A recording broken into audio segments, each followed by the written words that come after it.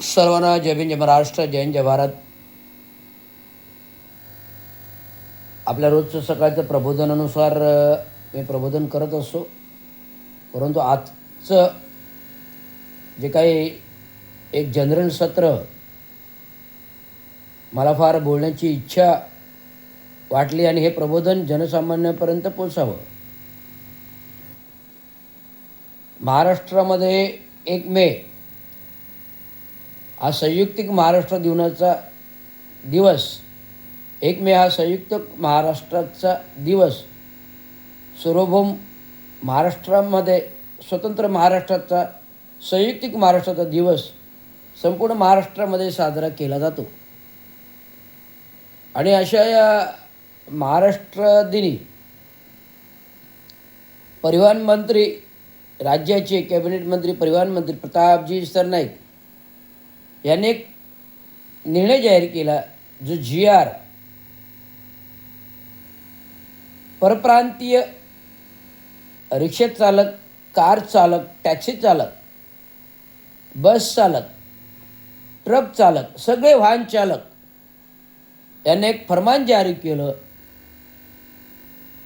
GR जारी केला की येणाऱ्या 1 मे रोजी प्रत्येक परप्रांतीयाला व्यावहारिक बोलीभाषा मराठी आली पाहिजे.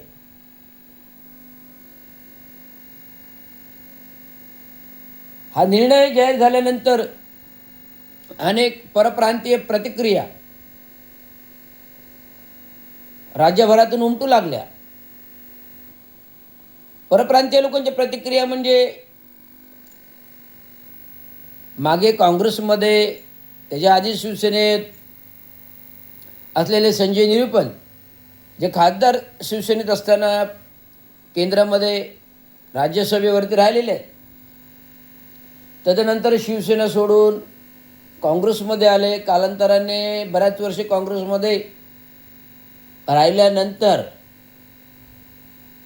काँग्रेसमध्ये खासदारकी नाही मिळाली. काँग्रेसमध्ये राहिल्यानंतर काँग्रेसमधून फारकत घेऊन आता पुन्हा एकनाथराव शिंदे गटाच्या शिवसेनेमध्ये शिवसेना उत्तर भाषीय प्रवक्ते, नेते, उपनेते आहेत उत्तर भाषिक. असू द्यात.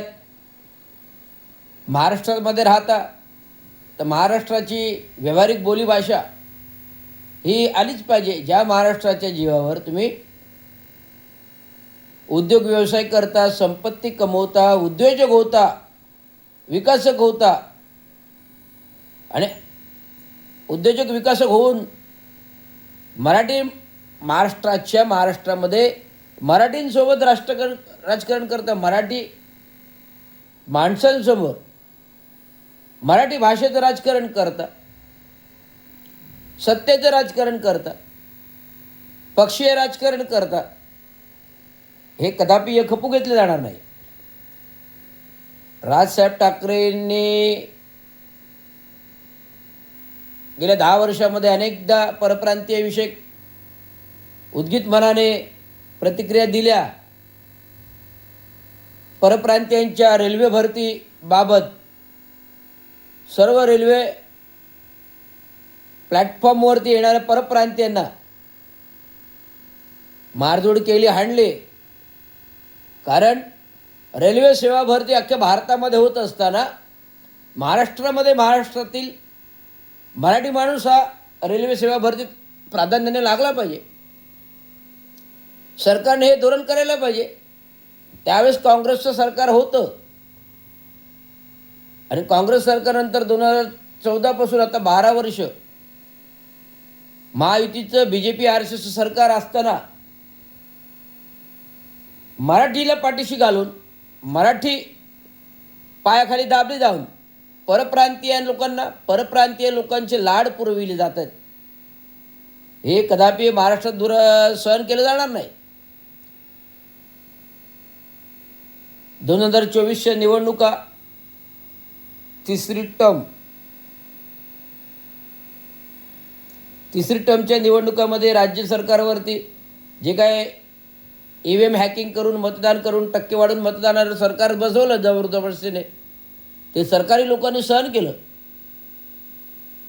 अनेक प्रतिक्रिया उमटल्या निवडणुकीच्या बाबतीत.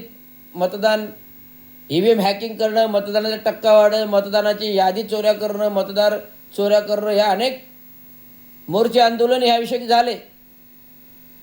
केंद्रामध्ये पण संसद भवनामध्ये पण हा प्रश्न आला, मतदान चोरीचा, टक्का चोरीचा. त्यामुळे केंद्रातील सरकारने गांभीर्याने घेऊन SIR ही गणना चालू केली. SIR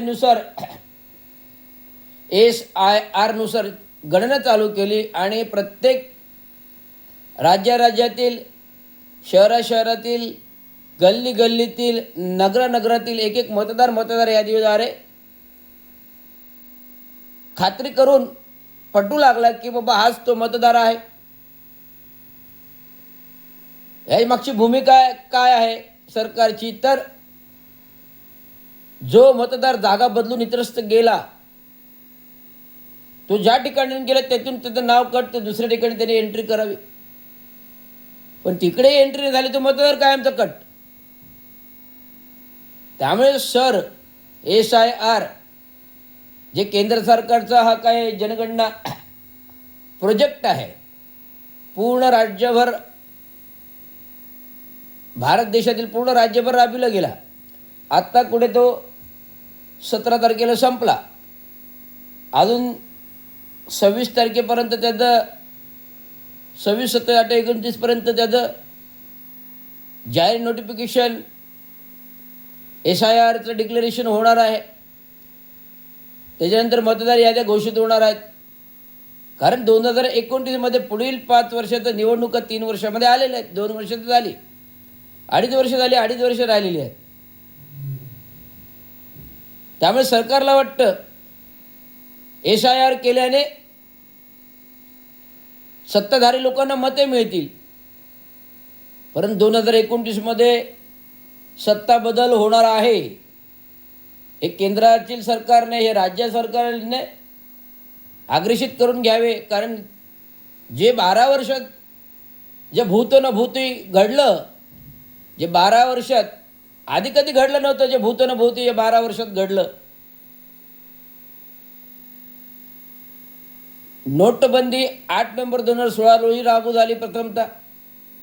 जी केंद्रातील काँग्रेसचं सरकार असताना असंपूर्ण प्रपोजल तयार होतं, पण काँग्रेसने हे गोष्टी लादल्या नाहीत.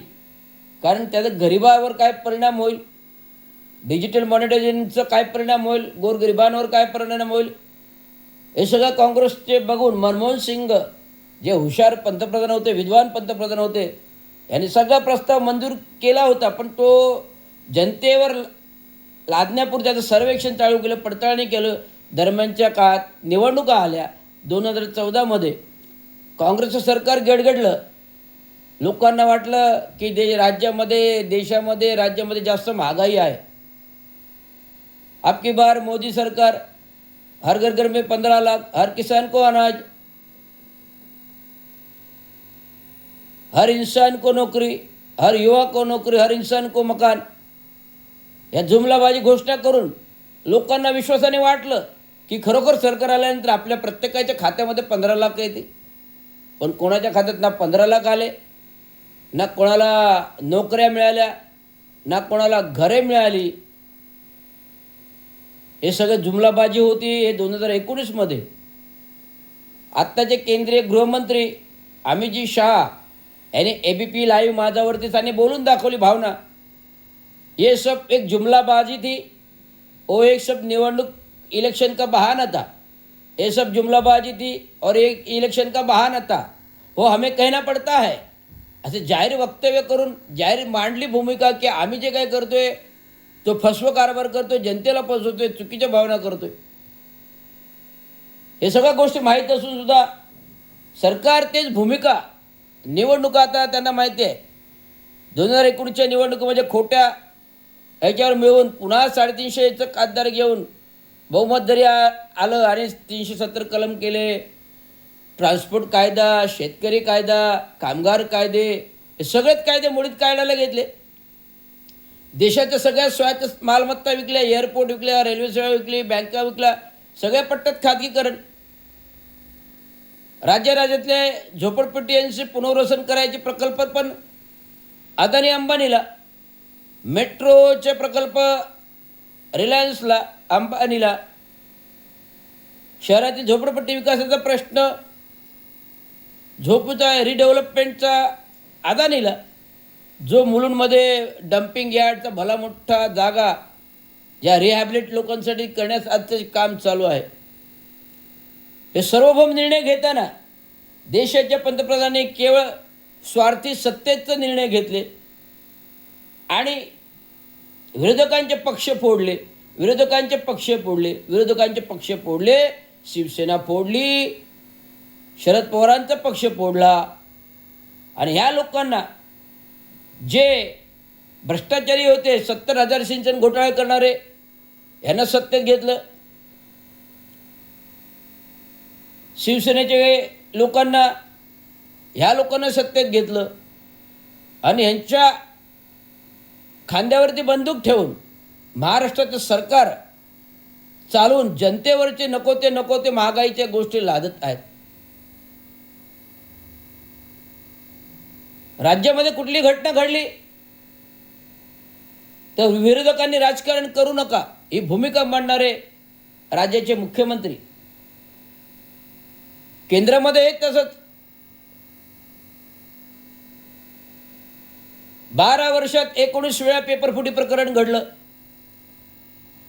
21 विद्यार्थी मृत्युमुखी पडले, आत्महत्या केल्या. नीट परीक्षा फुटी प्रकरणात CJPने सोशल मीडियाद्वारे जी चळवळ चालू होती, प्रत्यक्ष चळवळ जंतर मंतरवर केली. धर्मेंद्र प्रधानांचा राजीनामा घेतल्यासाठी हे आंदोलन शमणार नव्हतं आणि पुन्हा 20 तारखेला 20 जुलैला हे धुरंधर आंदोलन झालं, लाठीचार्ज झाला, मारामाऱ्या झाल्या, अनेक युवा तरुणींना मारहाण करावे लागले. देशाच्या राष्ट्रपती महिला असून सुद्धा तरुणींना मारणार नव्हते. हे मारहाण करणारे हे सरकारचे, जनतेचे, राज्याचे, केंद्राचे पोलीस नव्हते, तर ते बाहेरचे गुंड होते. केंद्रामध्ये संसदेमध्ये मुद्दा राहुल गांधींनी मांडला, परंतु सरकारमधील पंतप्रधान नरेंद्र मोदी आणि केंद्रीय गृहमंत्री अमित शाह ज्यावेळेस राहुल गांधींनी प्रश्न विचारायला घेतले तेव्हा हे कोणीही आठवडाभरती संसद भवनात आले नाहीत.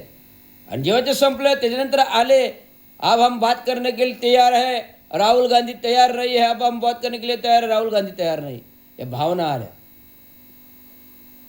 त्यामुळे अशा प्रकारचं हे सरकारचं धोरण 2029 मध्ये आता मतपरिवर्तन होणार. कारण राहुल गांधींनी चालू केलेले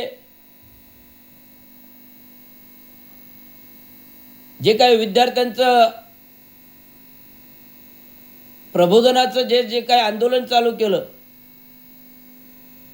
असंख्य युवा तरुणांचा त्याला पाठिंबा मिळू राहिला. अनेक राज्यात केलं, महाराष्ट्रातील पुण्यामध्ये झालं, आता महाराष्ट्रामधील राजकारण नागपूरमध्ये आहे. राहुल गांधींचं अभ्यास थेट तरुणांपर्यंत जागेवर जाऊन मांडणं, प्रश्न बोलणं, हितगुज करणं, हे अशा देशाच्या पंतप्रधानांनी असं तरुणांजवळ कधी गेले नाही. देशाचे पंतप्रधान जेव्हा निघतात ते ब्लॅक कमांडोने पडतात. हे अशा प्रकारच्या भावना आहेत. आणि तर राज्यामध्ये 1 मे पासून परप्रांतीयवाद आहे. हे काय टवके संजय निरुपण, शिवसेना एकनाथ शिंदे गटाचे नेते, प्रवक्ते, परप्रांतीय, वेस्टर्न साईडचे गोरेगाव, बोरोली, कांदिवली या भागातली रिक्षा चालकांची, टॅक्सी चालकांची मजुरी वाढलेली आहे. हम धंधा भी करेंगे, हम पैसा भी करेंगे, हम हमारी भाषा बोलोगे, हम मराठी नहीं बोलोगे तर बोच्यावर दंडुके मिळणार. आत्ताच मुख्यमंत्र्यांनी सुसंवाद केले की परप्रांतीयांना 1 वर्षभराची मुदत देणार, त्यांनी मराठी शिकण्याला 1 वर्षाची मुदत देणार आणि परिवहन मंत्री म्हणाले जर मुख्यमंत्र्यांनी जर वेळ दिला आहे तर 1 वर्षाची मुदत मिळाली, पण परप्रांतीयांनी भाषा ही शिकायलाच पाहिजे.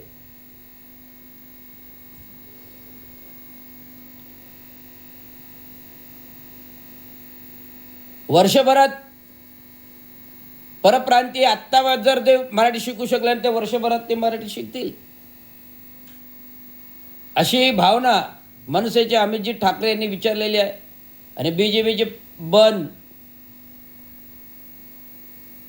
नवनाथ बन प्रवक्ते भाजपा यांचं काय आहे?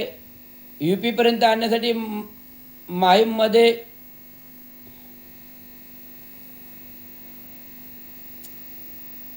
डिपॉझिट का जप्त झालं, विचार करा. आता या बनला कोण बरं सांगावं? बन पावाला या मराठी भाषेचा आणि डिपॉझिट इलेक्शन जप्त होण्याचा काय याच्याकडे साम्य धर्म आहे का? याला BJPने कसं बनला प्रवक्ता बनवला? त्या गोंडीमधून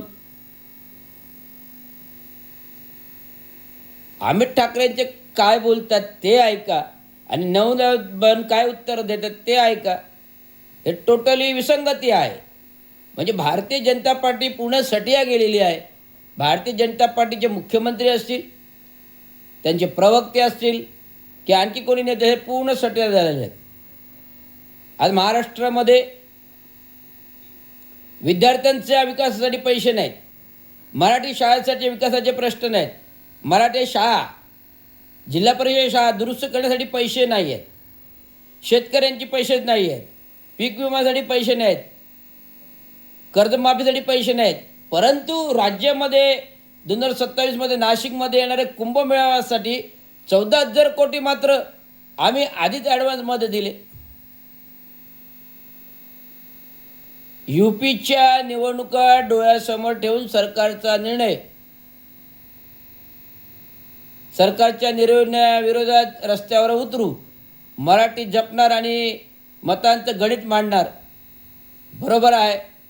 उत्तर प्रदेशाच्या निवडणुका आत्ताच काल मी एक योजना जाहीर केल्या. UPच्या महिलांना 2500 रुपये देणार, लक्ष्मी योजना. आणि ते जर भगवा वस्त्र काढलेला जर योगीराज उत्तर प्रदेशाचे मुख्यमंत्री आहेत आणि नंतर योगी संन्यासी असून सुद्धा महिलांमध्ये सेल्फी फोटो काढतो, हे कसं बरं जमतं? ते काय चाललं नाही. लोक राजकारण सत्तेसाठी काय काय राजकारण करतील, खुर्चीसाठी काय काय राजकारण करेल, जे महाराष्ट्रात केलं, जे इतर राज्यात केलं. आज एक कीड आलेली आहे की निवडणुका आल्या की लाडक्या बहिणींना योग्य वेगळ्या योजना काढा.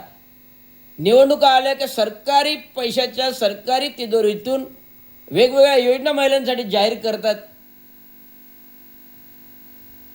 हा कुठला अजेंडा आहे? सरकारचा पैसा आणि तो निवडणुकीच्या दरम्यान अधिकृत लाच म्हणून महिलांना वाटणार. हा कुठल्या घटनेचा नियम आहे? कुठल्या घटनेचा कायदा आहे?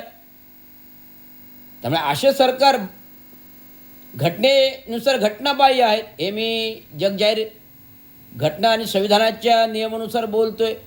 जे अशा प्रकारे सरकारी लाच, सरकारी निधीतून लाडकी बहीण लाच आणि अशा ज्याच्या काही निवडणूक आल्या की लाडक्या बहिणींना योजना, जे आता उत्तर प्रदेशामध्ये रणधुमाळी चालू आहे, लक्ष्मी योजना, महिलांना अनेक योजना, 2500 रुपये वाटप, अशा काही सरकारच्या तिजोरीतून योजना असतात. तर अशा प्रकारचे ह्या निवडणुका घटनाबाह्य आहेत. हे केंद्र सरकारने, राष्ट्रपतीने जाहीर करावे, एवढंच सांगायचं. धन्यवाद. जय हिंद, जय महाराष्ट्र.